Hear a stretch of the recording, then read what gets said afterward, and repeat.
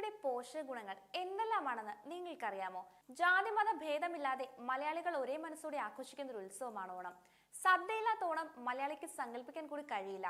കാണം വിറ്റും ഓണം ഉണ്ണണം എന്നാണ് ഓണസദ്യയെ കുറിച്ചുള്ള പഴമൊഴി. ഓണസദ്യയിൽ ഉൾപ്പെടുത്തിയിട്ടുള്ള വിഭവങ്ങൾ ധാതുക്കളും പോഷകമൂല്യം നിറഞ്ഞതും അതോടൊപ്പം ആരോഗ്യത്തിന് അനുസൃതവുമാണ്. ഒരു വ്യക്തിക്ക് ഒരു ദിവസം വേണ്ടുന്ന എല്ലാ പോഷകങ്ങളും ഒരു നേരത്തെ സദ്യയിൽ നിന്ന് തന്നെ ലഭിക്കുന്നുണ്ട്.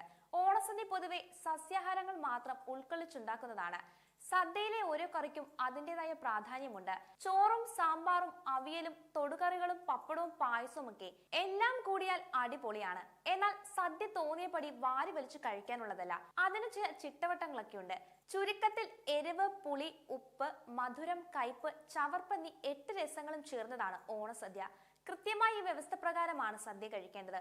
അല്ലാത്ത പക്ഷം ആരോഗ്യത്തെ തന്നെ സദ്യ ദോഷകരമായി ബാധിച്ചേക്കാം.